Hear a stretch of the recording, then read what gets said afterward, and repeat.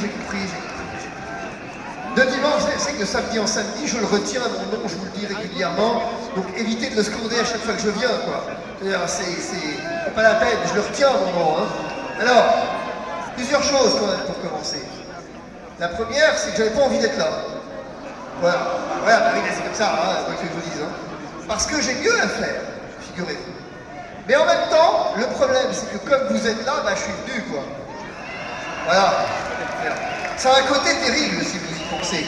Si vous restiez sagement assis dans votre canapé, j'aurais pas à venir. Mais puisque vous avez décidé de samedi en samedi de venir défier l'espèce de Gaulois réfractaire que vous êtes, eh bien du coup, je ne pouvais faire moins qu'être là. Oui, c'est ça, vous êtes là, oui, ça j'ai bien vu, oui, effectivement. Le truc, c'est qu'on ne vous oublie pas, vous ne vous faites pas oublier quand même. Emmanuel Macron avait tenté de vous oublier, mais manifestement, vous n'avez pas très envie de vous faire oublier. Ça, c'est le premier point. Alors, j'ai un certain nombre de choses à vous dire. La première, c'est que, je suis désolé de vous dire, mais que finalement, il y a une volonté depuis maintenant 5-6 jours, depuis lundi dernier, de vous faire disparaître.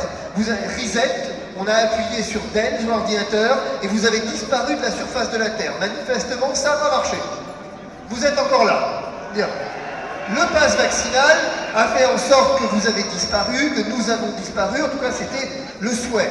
Vous allez voir que c'est évidemment pas ça. Premier élément, cette semaine, j'ai appris que je ne pourrais plus, pas plus que Florian, je ne pourrais plus aller sur les plateaux, et en tout cas sur un certain nombre d'entre eux, parce qu'il faut maintenant un pass vaccinal pour entrer sur les plateaux. Et alors, c'est extrêmement intéressant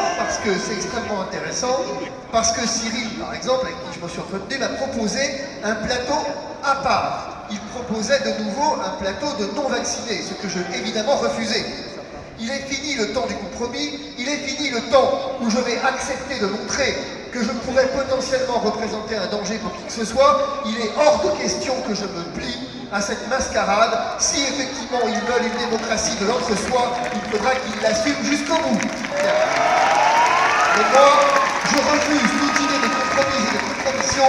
Il est terminé ce temps-là. J'ai montré à la France entière en septembre en étant dehors ce qui allait advenir et c'est advenu. Je ne me compromettrai pas en allant sur un plateau à part, en ayant en me pliant à leurs conditions. S'ils ne veulent pas de moi, ils assumeront jusqu'au bout. Ça pose aucun problème. Mais maintenant, interrogeons-nous pour l'avenir, si vous voulez bien. Car désormais, eh bien, sur les plateaux, il va y avoir donc des débats toujours entre pro-pass et anti-pass.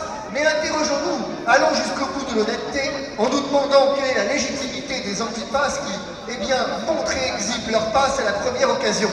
Interrogeons-nous jusqu'au bout du point de savoir entre ceux des leaders politiques qui se sont effectivement donnés en spectacle le jeudi soir sur un plateau face à Cyril Hanouna. J'observe que nous avions deux candidats anti-pass et deux candidats opposés au pass et opposés politiquement, mais qui néanmoins se sont pliés avec volontiers à l'idée de présenter leur pass. Voilà une surprise, en fait.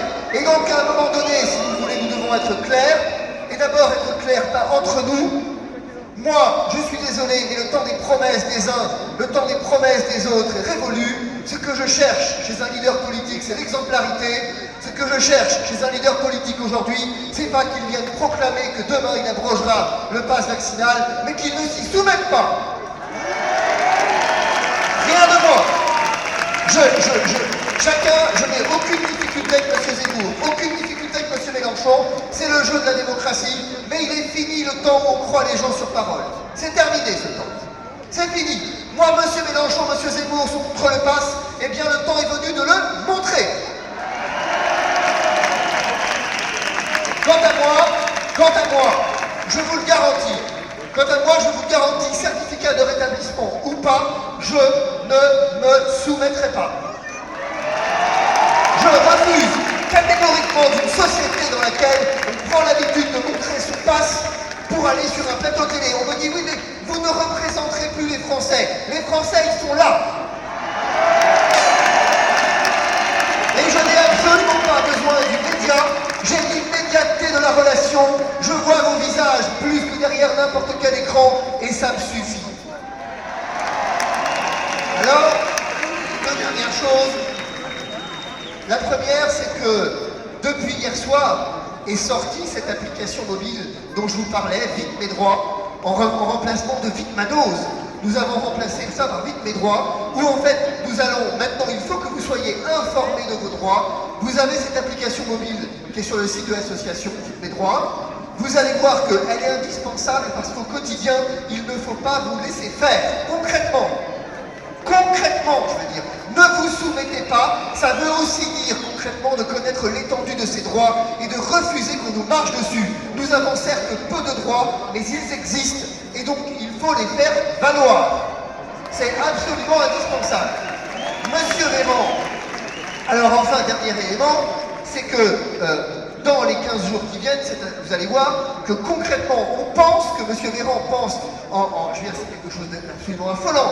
Le 22 janvier est paru un décret qui maintient le certificat de rétablissement à 6 mois, et hier soir, M. Véran nous explique qu'à partir du 15 février, il passera à 4 mois. La parole de ce gouvernement n'a vraiment décidément plus aucune valeur, elle n'a même plus de valeur pour un mois, elle n'a même plus de valeur pour une semaine. Mais c'est bien, mais c'est important. Croyez-moi, c'est indispensable, car plus ce gouvernement ment, plus vite il ment, et plus vite, effectivement, les Français se rendront compte qu'on leur ment. Bien. Et ça en prend le chemin. Tandis qu'effectivement, il croit, M. Véran, que concrètement, il peut ainsi nous déstabiliser. M. Véran croit qu'il peut jouer avec nos nerfs, sans se rendre compte, croyez-moi sur ce point, mais qu'on s'en fout. Clairement. Il est fini le temps où on était affecté par les déclarations de M. Macron et de M. Véran. Il est fini le temps des déclarations des petits chefs qui pouvaient ainsi nous affecter. Nous avons organisé la résistance et désormais, effectivement, clairement, nous allons résister et résister jusqu'au bout. Et concrètement, je termine en vous disant que concrètement, vous allez voir que nous sommes en train de mettre en place, avec Florian notamment, des initiatives très concrètes. Dans 15 jours, vous allez voir cette semaine, vous allez être invités très concrètement à des dîners de la Saint-Valentin. Ils veulent nous priver de la liberté d'aimer, eh bien nous allons leur rendre en disant que la légalité nous le permet. Nous allons effectivement organiser ça et là, partout en France, ça, des dîners, ensuite des concerts, car désormais, figurez-vous mes chers amis, que les artistes les plus célèbres, dont je tairai le nom ici, m'appellent en me disant mais comment faire pour faire un concert sans passe, car voici que depuis quelques mois nous y étions favorables, mais désormais nous constatons que nos salles sont vides et nous leur donnons les outils. Ils ont besoin de vous. Je vous l'avais dit en juillet ici, je vous avais dit que c'était une question de temps, je vous avais dit effectivement que se passer de 10 millions de Français, c'était illusoire et utopique et nous avions raison avec Florian depuis le premier jour. Dans ce contexte, les amis, dans ce contexte, vous allez être conviés à ces grands dîners, à ces grandes rencontres de la liberté, à ces dîners. Vous allez avoir des solutions concrètes, je veux dire, qui pleuvent. Car on veut nous priver de la vie, on veut nous priver de l'allégresse du quotidien.